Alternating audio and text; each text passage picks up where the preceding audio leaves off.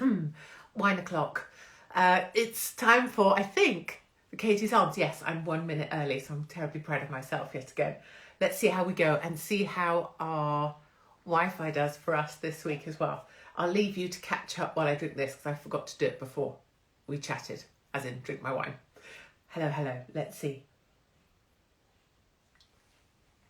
Let's see if you can hear me well enough or whether I need to go and mess with my Wi-Fi. I don't think so.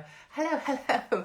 Evening. Thank you all for being here. Goodness me, we're getting to be quite a crowd these days. You'll be pleased to know, listen, I changed my squeaky chair.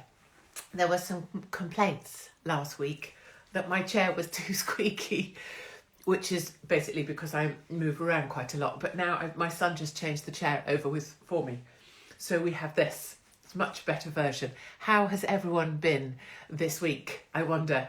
I have made an effort. Thank you for those saying that I've smartened up. I made an effort. I'm realising that throughout the week, I always look like such a pile of crap because I'm always like running through a wood or up to my eyeballs in some poop or other or doing something, just ranting away in a car on my way to the gym. So I made an effort. That's what I did. And also, it's Friday night, so why the hell shouldn't we celebrate? And I wanted to say, first up, if I am drinking barefoot, yes, thank you. I got sent some as well. Thank you if it's you out there that sent me some. It's very kind of you. A little bit disturbing that people are sending me wine now just to keep me going. You may have seen, if you watch my Insta feed at all, me ranting on earlier this week about being dry. So just to take you back to thank you, Texas loves you. I'm going to be in Texas soon. Yes, don't ask how. Don't ask how. That's our pact, right? Don't ask me the how because we know I can't do what I do. Anyway, so what happens was where I go to the loo at home, where I sit, because going to the toilet, right, for most of us is like a treat, isn't it? I don't know if this is you, other ladies out there probably. But sometimes when you have all your family and you have work and a husband and all the rest of it, when we go for a wee, I'm just trying to try and do an impression, but I don't think I need to do that, do I? Because we all know how we wee. But like when we wee, I could squat this to do it better. I have to, like what we do is we sit there like I don't want to say on the toilet because that, right? And it's like a moment, isn't it? So like, when we sit on the toilet, it's like a treat to ourselves because it's like a break from life, isn't it? Like we're like this. You shut the bathroom door and sometimes you hope that your wee is going to be really long just so that you get a longer break from your family or your husband or your children or your dogs or whatever it is, or your work. Yeah. So, and then what I do, and I think this is a recommendation for everybody, is, well, thank you if you like this. It's from Etsy and it was very cheap. I think it's called disposable jewellery, which is obviously incredibly not green and not eco-friendly, which is why I love it. Disposable jewellery, who wouldn't want that? I mean, it costs like £6, but it'll be like the shade of a turd in about 2 days. But, you know, I say if it looks good for now, great. It's a bit like life, right? 1 minute you look great, the next minute you look the shade of a turd. That's okay. Anyway, back to the toilet. So you sit there, and then I have a little row of shelving right next to my toilet. It's not my toilet, everybody uses it, but no one else is as hygienic as me, obviously, because the rest of the family have to be disgusting and sort of loosely piss in the direction of a toilet. I don't know how that happens either. How does that happen? Why can no one else, if the toilet bowl is this big, how can no one else get their piss in it? How is that possible? How is it possible to spray piss that far? How is it possible to spray piss onto the back of the toilet, where the toilet joins the other bit of toilet, the hinge, if you will, the bracket? How can you possibly piss on the bracket of a toilet? If I had to, I would have to physically, I'd have to physically aim really hard to try and piss on the back of my toilet. So who watching this from the toilet? Well, that's jolly naughty. Good for you. Have a nice time. Stay there for as long as you can. Lock the toilet door.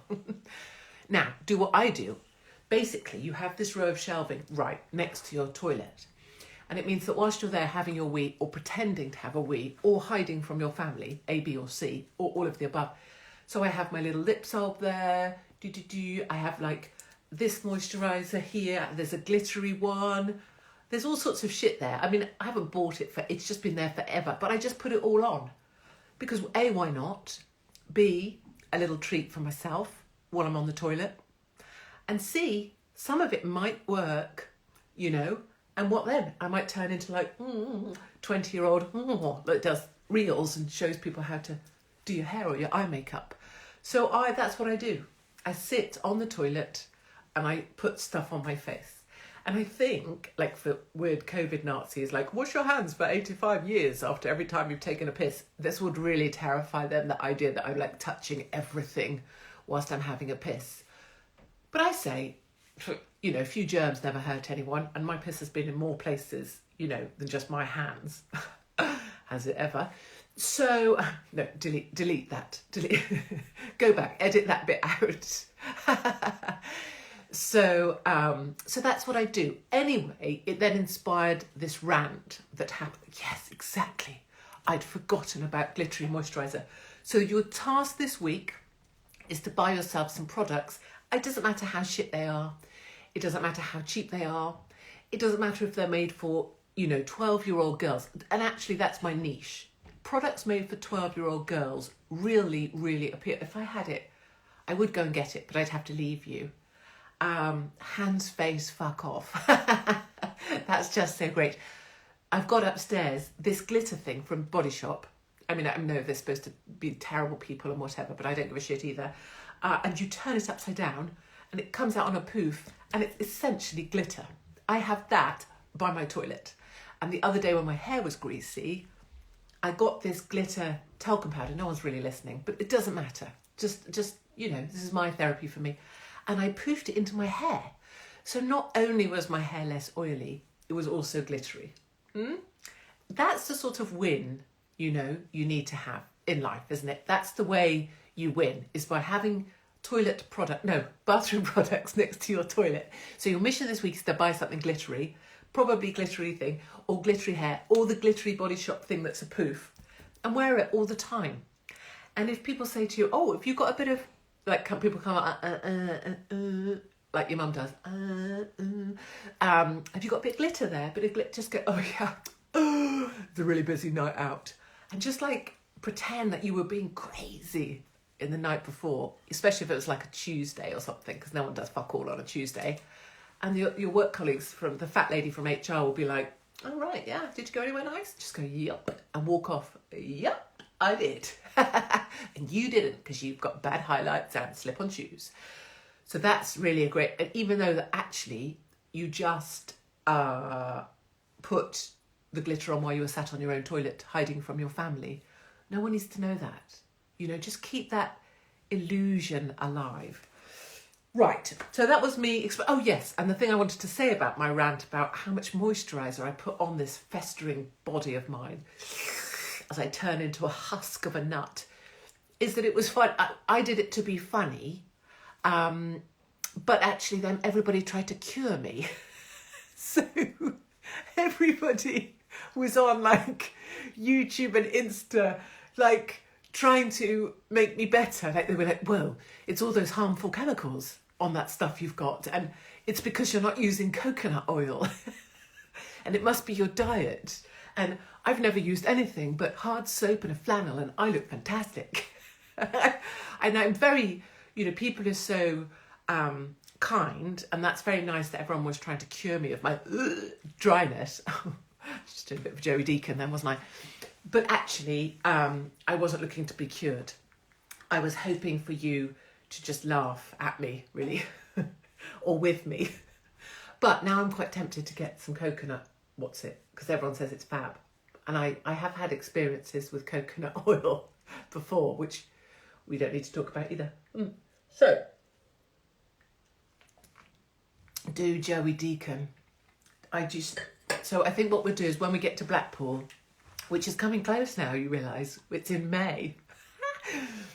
And so anybody that's coming to Blackpool, I cannot wait for Blackpool. But I think we will bring Joey Deacon and by that I mean me, to the stage in May. Because we all know that Joan Deacon, but we're not allowed to do it. And we're going to try and sort out book signings and things. It's one of the things people keep asking me for is signs, copies of help. I'm not trying to flog my book, I swear I couldn't care. With notes in for friends that are going through something shit, because this will make them laugh. And we haven't worked it out yet, but we're going to work out the system. We have got the system now that you can buy this on Amazon. We also got it in hardback, in Waterstones and Barnes and Noble, only to order. They won't put it in their stores. But we're also trying to work on a way of getting signed copies to friends, like if you're going through cancer or something, or maybe you're on your way out and you need a cheery message.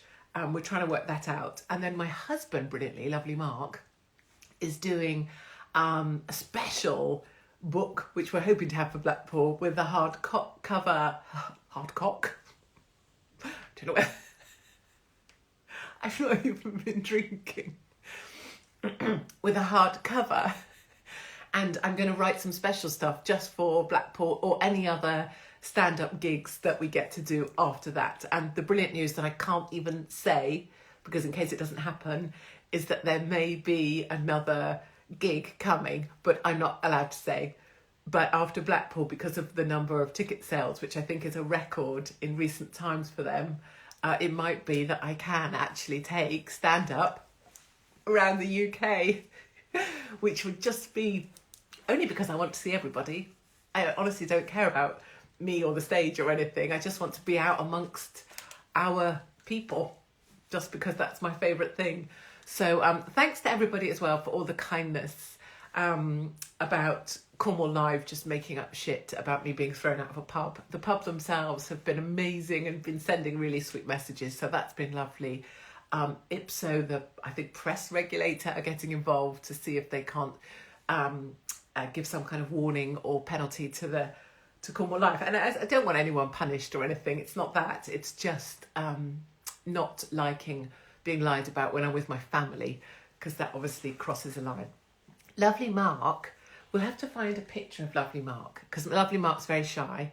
Everybody always thought, because everybody assumed I'd made it such that everybody thought I was a complete cow. So people always assumed that I'd been married to this bastard banker. And that was always the expectation, that there would be this sort of wanker banker. But then it turned out the opposite is true. Lovely Mark is nothing like that. And Lovely Mark used to work with donkeys, and I'm not just talking about myself. He used to help, well, he does creative for donkeys. And I remember doing an interview with The Guardian, John Ronson, and he was desperate to get Lovely Mark in with a picture of Mark with the donkeys, because he wanted to show people this me, right? And I was like, well, fuck off. Because my view was, if people need to see Lovely Mark and a fucking donkey in order to work out that I'm not what they think I am, that's really lame, isn't it? And I'm not about trying to show people I'm not an arsehole. I have to let people realise for themselves. So that all went on. But yes, everybody wants to meet Lovely Mark, because I'm always on the road on my own and no one gets to meet him. But he's really the genius behind keeping me, well, the fact I'm not swinging from a tree sits with Lovely Mark, and the fact that we're still together. We're nearly at our wedding anniversary, and my father sends Lovely Mark a condolence card each year because he's put up with me for another year. But I think we're nearly at like 15 years now. It's been like ages. I don't know, maybe he's just given up. It's just like, okay, I resign myself to this shit for as long as she's around. Then he's hoping, I keep sort of selling in the idea that after I'm gone, let's just say let's call it hit by a truck, shot in the back of the head. After I'm gone, he can have this other new life. So I'm sort of selling him on that idea. If he just hangs around till I pop off, then he can carry on and do something great with someone nice. Right, what did I want to talk to you about? Oh yes, well, so many things actually. I wanted to talk to you about some issues with my leggings. But maybe we should all drink a bit more before that. Right. Yeah. Well, I had so many things I need to talk about. One of them I wanted to just get off my chest, but it's probably more of a rant for in the week. because it's my bastard family leaving. I don't know if you drink this Actimel shit. I mean, I don't believe in any of that crap, but actually when you're really thirsty and you can't be asked to make a drink, those little Actimel things are quite nice. We have those.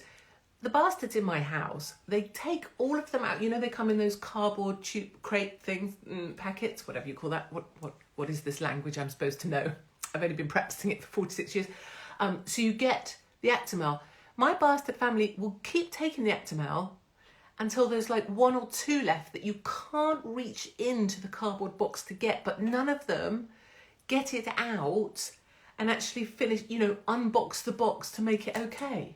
Do you get that do you have that in your family?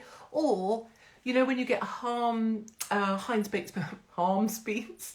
What is this? Hardcock and Harms beans? I haven't been drinking. You know Heinz beans, and they come in those 4 You Talk Bollocks. Ah, Mickey, is it your first time to Katie's Arms? This is the point, my love. I talk shit, we all talk shit together, and we have a laugh. So, you know, stay here or off to piss. I thought you were older than 46. Everybody does. Everyone thinks I'm 60 and they talk to me about their incontinence problems, and I'm only 46. I've just been around so long. It's been exhausting. Heinz beans, when people take 3 but leave 1 with the plastic freaking wrapper still on it. Why would you do that? Is this everybody's? I need a drink. Yes, exactly. Offerty piss. Yes, exactly. Right. I wanted to talk to you about, drives me insane. Other women know. Or maybe that's a boy. I mean, love them. One-sided talk, mind. I know. I'm sorry. I haven't really answered many of your questions. Well, everyone's just being kind. Stop being kind. Come on. The beans thing pisses you off. Exactly. They should do a Heinz beans ad and maybe put something under one of the 4 bean cans. And the only way you can find it is by getting the bean cans out. And if you find the reward under the bean can, you get something. And that would incentivize the little bastards that I live with to actually look. I don't know, maybe convoluted. So I have weird, I do that and I live on my own. That's just the best. This is why you need to be amongst the people, because people are funny. Today, me and the guy on the Marks and Spencer's self-checkout, we're having a right laugh because I nearly stole a Marks and Spencer's best ever. I mean, it might not be, I don't know, I've never had one. Fish pie. I'm always a bit averse about fish pie because I just imagine scrags. You know that when you get those big guys on the boats with all the rubber and they're like throwing bits of random fish around. That's how I see fish pie. So it always makes me a bit heebie-jeebie. Anyway, I was buying fish pie. It said ×2 and I was buying 2. I put 2 in my bag. It turns out ×2 at Marks and Spencer's means 4-2, as in fish pie 4-2. So I'd effectively stolen a fish pie. Me and the guy having a laugh together about the situation. But my point is that people are much funnier than like comedians. I mean, what's happened to British comedy? Like Live at the Apollo. Fuck me, I'd rather be dead at the bloody mortuary than live at the fucking Apollo. Because if they're not female, they're not allowed on. If they're not, frankly, and you know, super love everybody that's disabled. I'm disabled. But like they always have disabled people who aren't funny either. So now you've got people who were never funny but happen to be women and disabled on stage. I don't get it. You know, just why not just put someone who is funny like me? No. Right, so this. I've never heard of fish pie. Oh, I think that might be because you're posh. I tell you what else you won't have heard of. Fish paste. Is it Shipman? Someone will help me. Or Shipman was the guy that killed everybody, but what's that? Was it ships? Fish paste, crab paste, beef paste. Did you remember? I used to have that in my sandwiches for school. I had spam, tongue, which I didn't realise was tongue. I just thought it was some bit of animal called tongue. I didn't know that it was the tongue, because who eats a fucking tongue? Shipman's there. Fish paste. What's fish paste? Oh, little blue jars. Yes. That is disgusting. Whoever wrote that. Lovely Marks loves your fish pie. I don't even understand that joke. I have a story about that, but it's we need to do Katie's Arms after hours. Well, this is sort of after hours, but we should do the after hours because, darlings, I've lived. Fish paste. So what I'm going to try and do next time we do a Katie's Arms, or sometime when I'm here, is buy some of those beef Shipman's beef paste because the God, that really has set me off a little bit because I used to have that in my sandwich. God, where were we going with this? Let's move on because it's making me a bit gaggy. Imagine if I vomit on the Katie's Arms. So, weird vaxxed family members. So there's a family funeral this week. Sad, sad, sad. And that's not just me being flippant, like sad. But family members come down and they're all vaxxed. I don't know what this is. Because no one who's vaxxed does this, right? I remember eating chicken paste as a kid. There we are. Have I ever been given crap sticks? I think you mean crab stick, surely. Is there such a thing as a crap stick? No. Anyway, that family that came down, what is fish pie? Oh my God. It's pie with a fish in. Well, not like a, what was that? Looked like a stroke victim. That was my impression of a fish. It's not like a fish. It's like lots of bits of fish. Oh, fuck it. Let's not talk about fish pies. So, the family come down and they're all jab, jab, jab, jab, jab, jab, jab, boosted, jab, jab, jab, jab, and they love it all, and they've got the masks, and they couldn't be more jabbed if they tried, and then we're talking about the jabs and blah, blah, blah, and I'm just like, very over it. Turns out, now they've all got COVID. And they're trying to say, because I'm obviously the big anti-vaxxer in the family, which I'm totally not. My girls have had all their vaccines ever. I mean, you know, the real ones, prior to the recent nonsense. And I love that everybody can do what they want. Brilliant. You've been boosted. Brilliant. Brilliant. You'll know if you know me. Brilliant. Fantastic. I'm sure you had a lovely time at the vaccine centre where there's 450,000 fucking staff doing shit all at the taxpayers' expense. Brilliant. Anyway, they've all got COVID. And I hope they're watching this. They're trying to say, and so, I don't know what this is. We must have caught it at the funeral. And the idea is, it must have been me.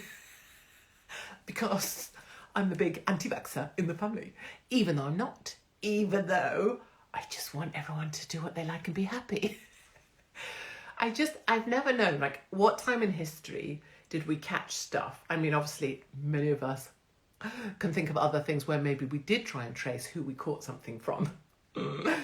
Or like the time I went to Glastonbury and got, what was it we said I got? What's that weird blistery thing down your face? Impetigo.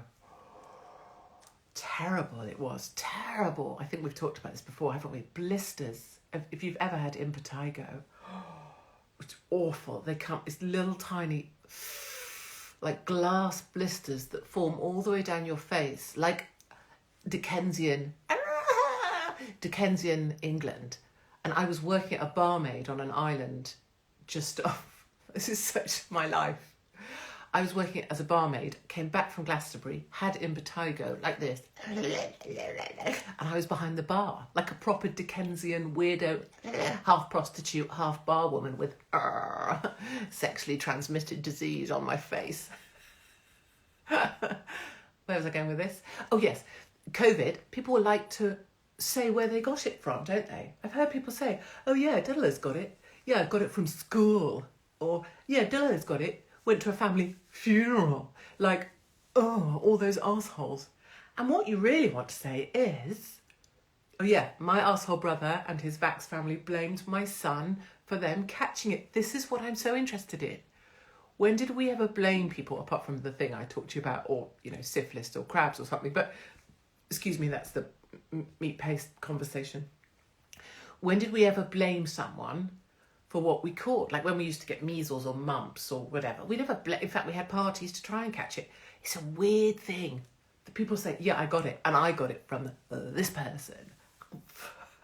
Can you even hear yourself? Can you even hear what you sound like? You sound like a truly horrible kind of person. The sort of person who wouldn't help someone in the street because it had nothing to do with you. You know, the sort of person that looks away when someone hurts themselves or falls over or gets mugged, as opposed to me, who'd be like, come on then, this is the excuse I've been waiting for. I am just waiting for the excuse, believe me. Right, let me answer your questions. Here, look, I'm going to have a sip of wine while you formulate some very intelligent questions. Well, yes. Thoughts on World War? Oh, do we have to? 8:25 on the back end of Katie's arms. I really don't fancy that. Although I can say very, very happily, if there was such a thing as some sort of fighting that broke out and I was required to lend assistance, I'd be delighted. People being deleted from their social media accounts. Never worry about that, my darlings. Never worry about anything that is online because it's so a tuppence of our real lives. Our real lives are in our souls and we carry them forth with us. All of this social media stuff will pass. I'm very concerned. I don't know if any of you have seen the BBC coverage of the Winter Olympics. I just saw some a moment ago, and they have Claire Balding and a coterie of assorted females who I have no idea who, but all look a bit flumpy to be talking about sport, dressed in what can only be described as winter accoutrement. So like a ski jacket or a ski goggles in a studio with pretend faux snow against the backdrop of sort of Norwedic Scandi snow, talking about the Beijing Olympics. I mean, either I'm losing my mind or the BBC are, or we're all, I mean, presumably it's a step between normal life, augmented life and the metaverse.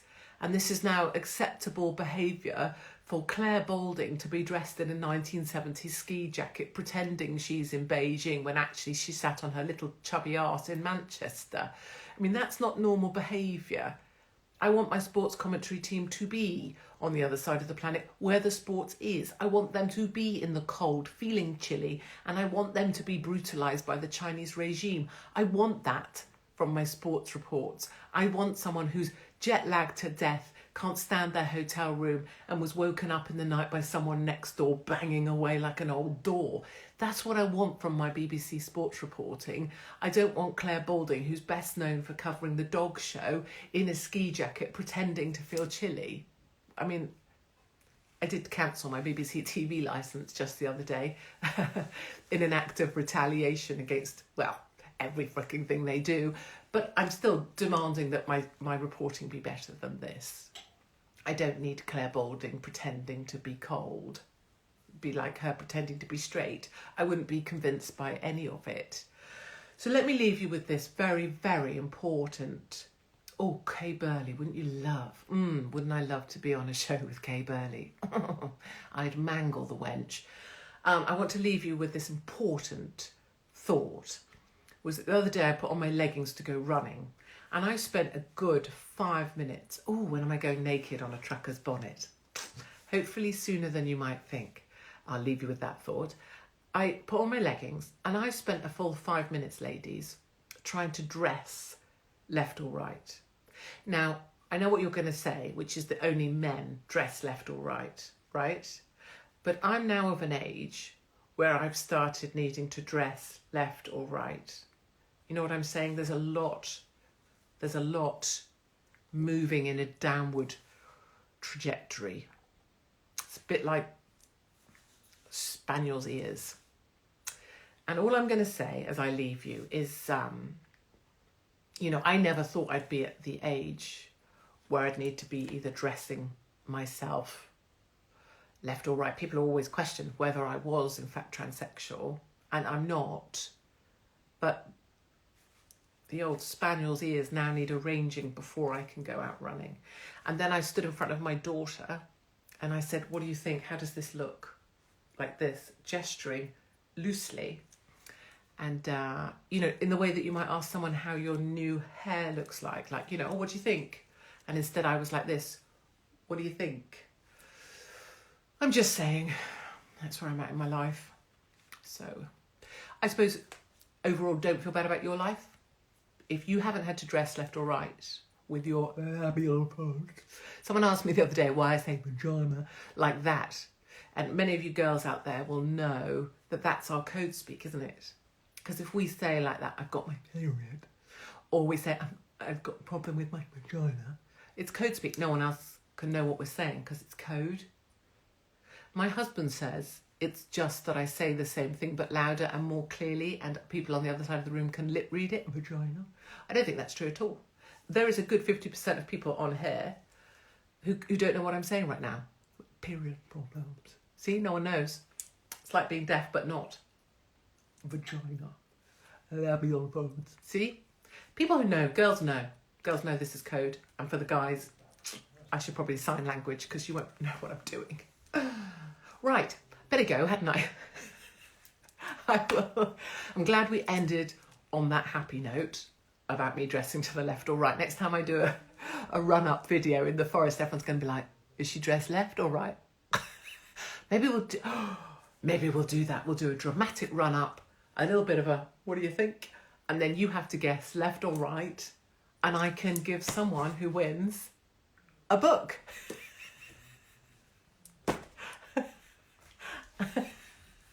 You see, I make myself laugh, and that, to me, you're winning. Right, I hope you have. I hope you find sanity after this. And I have someone's just put, have a flabulous night. I don't even know what you're talking about because I'm just so trim and high and tight. I have no idea what you're saying. Okay, bye.